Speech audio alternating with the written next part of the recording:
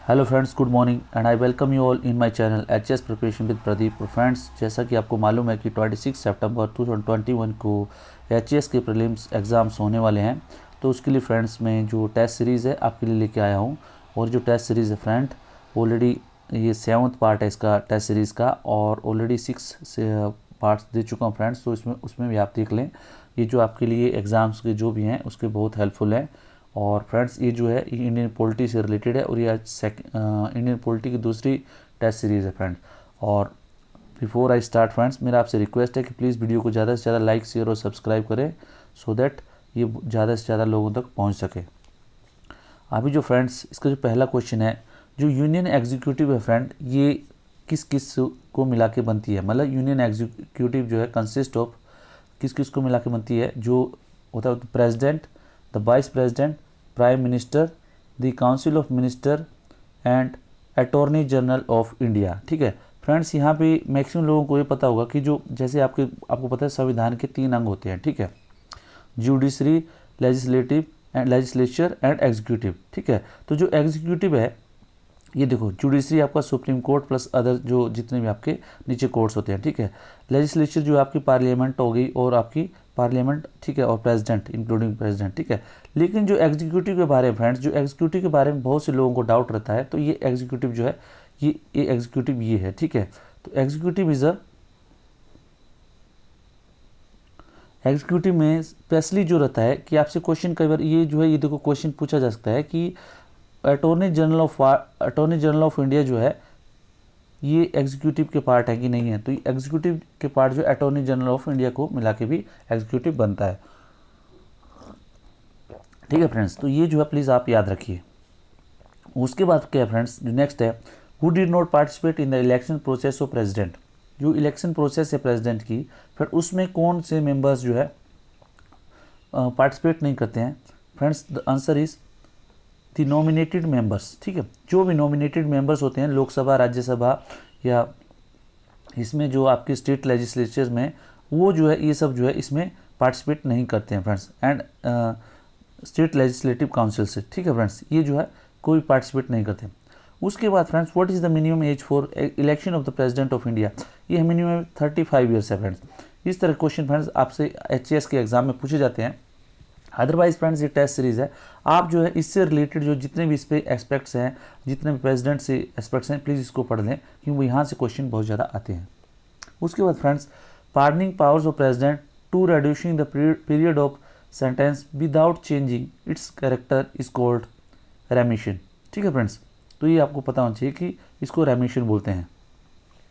उसी तरह रिप्राइव है, ठीक है, रेमिट है। ठीक है, ये जो है आपको पता होना चाहिए कि ये जो कौन कौन सी पावर्स हैं प्रेसिडेंट की। ठीक है, उसके बाद जो पॉकेट पिट्टो है friends, that refer to, pocket veto किसको बोलते हैं friends, the president neither ratifies nor reject nor return the bill but simply keep the bill pending for an infinite period. तो उसको, उस पावर्स को क्या बोलते हैं प्रेसिडेंट की, that is called veto powers.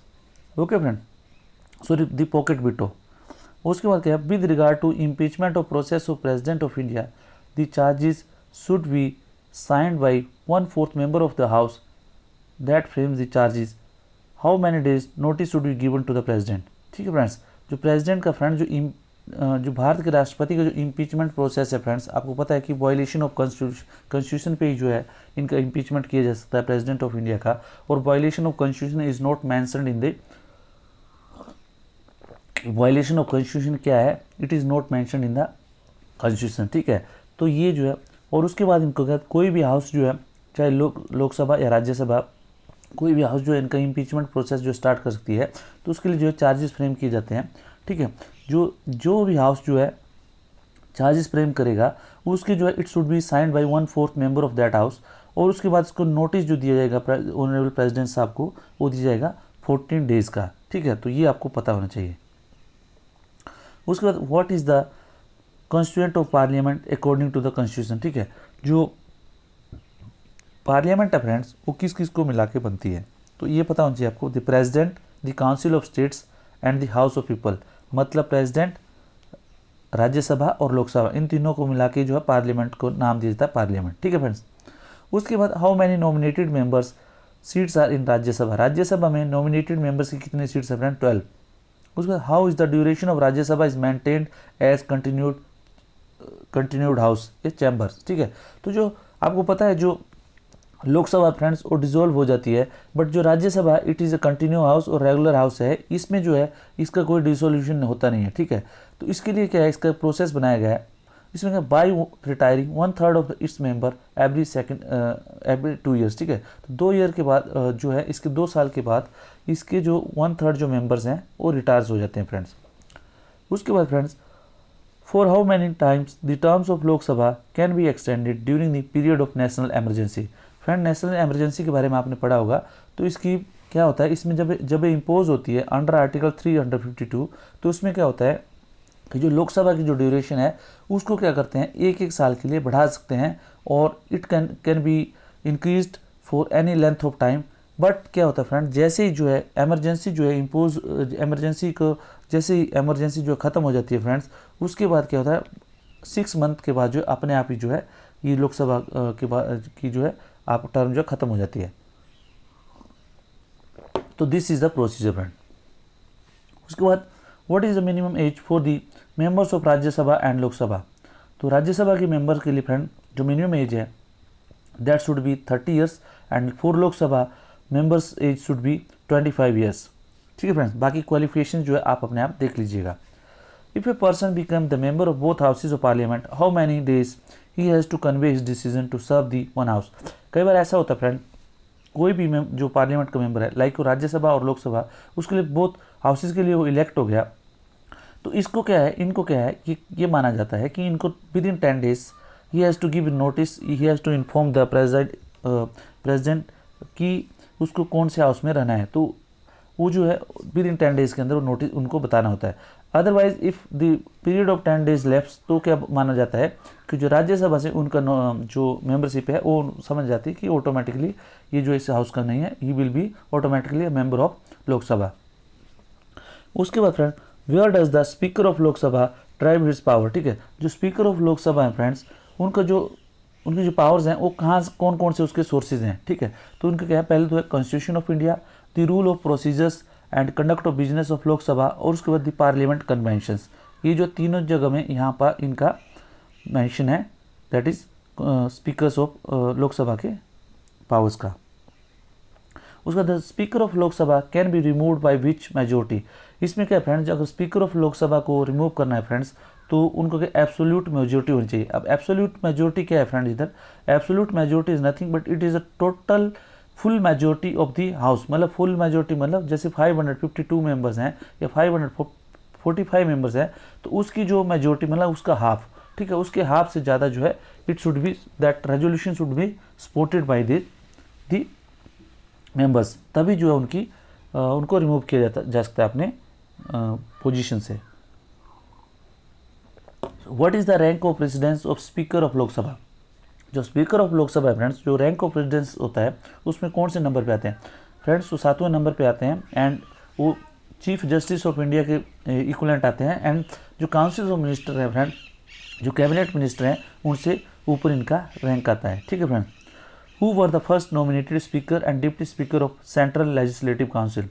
Friends ये ब्रिटिश ज़माने का क्वेश्चन है कि ब्रिटिश ज़माने में जो पहले जो नॉमिनेटेड स्पीकर और डिप्टी स्पीकर कौन थे, जो सेंट्रल लेजिस्लेटिव काउंसिल होती थी उसके थे Frederick Whyte and Sachchidanand Sinha, ठीक है फ्रेंड्स। उसके बाद फ्रेंड्स ये कौन, who was the first Indian elected speaker to the central legislative assembly. वो जो पहले इलेक्टेड स्पीकर थे friends that is Vithal bhai Patel, और ये वल्लभ भाई पटेल जी के भाई थे, ठीक है friends. Who appoint the speaker pro tem to Lok Sabha. जो लोकसभा के लिए स्पीकर प्रोटेम होता है, जैसे कोई नई लोकसभा बनती है, इलेक्शन होने के बाद जो नई लोकसभा का फॉर्मेशन होता है, तो टिल द टाइम स्पीकर जो स्पीकर इलेक्शन इज देयर, तो उसके लिए जो सीनियर मोस्ट मेंबर होता है या जनरली उनको प्रोटेम स्पीकर का जो है स्पीकर नियुक्त किया जाता है, और किसके द्वारा नियुक्त किया जाता है, द प्रेसिडेंट ऑफ इंडिया के द्वारा, ठीक है friends. Every political party has his own whip in parliament, ठीक है फ्रेंड्स। ये जो व्हिप होते हैं पॉलिटिकल पार्टीज़ के, ये सभी पॉलिटिकल पार्टीज़ के होते हैं, और ये कोई भी अगर इश्यूज़ होता है जैसे पार्लियामेंट में कोई भी बिल पास करवाना है या कोई दूसरा वोटिंग करवाना है, कुछ भी करवाना है, तो उसमें क्या है, ये जो है मेंबरशिप जो अपने जो पार्टी की जो फ्लोर लीडर बोलते हैं इनको, ये क्या करते हैं वहाँ पे उनकी स्ट्रेंथ जो है इंश्योर करते हैं कि टोटल मेंबर्स आर प्रेजेंट। तो उसके लिए क्या करते हैं, नोटिस इशू करते हैं जिसको व्हिप बोलते हैं, ठीक है। तो व्हिप जो होता है, इनका जो पोस्ट का जो मेंशन है, ये कहाँ पे मेंशन है, ये जो friends that is not mention in constitution, not in the rules of procedure of parliament, but ये मेंशन है कन्वेंशन ऑफ पार्लियामेंट्री गवर्नमेंट, ठीक है। जो पार्लियामेंट्री गवर्नमेंट के जो कन्वेंशंस होते हैं फ्रेंड्स, मतलब those are not written things, but जो क्या है एक ट्रेडिशन चल रही होती है, वो जो है उसके तहत जो है इनका पोस्ट की अपॉइंटमेंट होती है किस पार्टी में। Adjournment sine die refer to an parliament in parliament, जो एडजोर्नमेंट जो साइन डाई होता है उसमें क्या होता है friend, terminating the sitting of parliament for an indefinite period, ठीक है। तो जो इनडेफिनेट पीरियड के लिए अगर पार्लियामेंट की सीटिंग को टर्मिनेट किया जाता है, मतलब आपको जैसे होता है स्पीकर, जैसे ही पार्लियामेंट की जो सीटिंग खत्म होती है तो वो स्पीकर बोलते हैं कि parliament is adjourn till so and so date to meet at so and so time, ठीक है। लेकिन जब ये मेंशन नहीं होता है तो उसको बोलते हैं एडजोर्नमेंट साइन डाई। मतलब क्या होगा, आगे की मीटिंग होगी, मतलब सेशन अभी चला हुआ है बट आगे की मीटिंग कब होगी पार्लियामेंट की, इट इज़ नॉट मेंशन्ड, ठीक है। तो उसको बोलते हैं एडजोर्नमेंट साइन डाई। उसके बाद friends, quorum refer to minimum members required to present in house before it can transact its business. So what is the quorum in house, तो हाउस में जो कोरम है वो क्या बोलते हैं, वो कितना होता है, दैट इज 1/10 मतलब एक 10वां भाग, ठीक है, of the total membership of house including presiding officer of the house. अगर मान लो जैसे 545 स्ट्रेंथ है तो 10वां भाग हो गया 55 मेंबर्स, ठीक है। तो लोकसभा में जब तक 55 मेंबर्स नहीं होंगे इंक्लूडिंग प्रेजाइडिंग ऑफिसर, तब तक जो लोकसभा की कार्रवाई जो आगे चलाई नहीं जा सकती। तो इसलिए 55 मेंबर का होना बहुत जरूरी होता है। उसके बाद friends, 0 hours in parliament refer to, जो 0 आवर्स हैं पार्लियामेंट में फ्रेंड्स, उसको ये फ्रेंड्स देखो, informal device in existence from 1962, not mentioned in parliament rules of procedure available to member to take up matter without notice. Friend क्या होता है कि जैसे पार्लियामेंट जब स्टार्ट होती है, पहले क्वेश्चन आवर स्टार्ट होता है, क्वेश्चन आवर के बाद जो एजेंडा सबमिट करते हैं सभी मेंबर्स की, आज का एजेंडा आज का एजेंडा ये है। तो इस पीरियड के इसके बीच में जो पीरियड है उसी को ही 0 आवर्स बोलते हैं। इसमें क्या है, विदाउट नोटिस जो है members can raise their issues, ठीक है, और जो अगर उन्होंने कोई नोटिस दिया नहीं होता है तो, ठीक है। तो दिस इज अ 0 आवर, और ये इंडियन इन्वेंशन है फ्रेंड्स।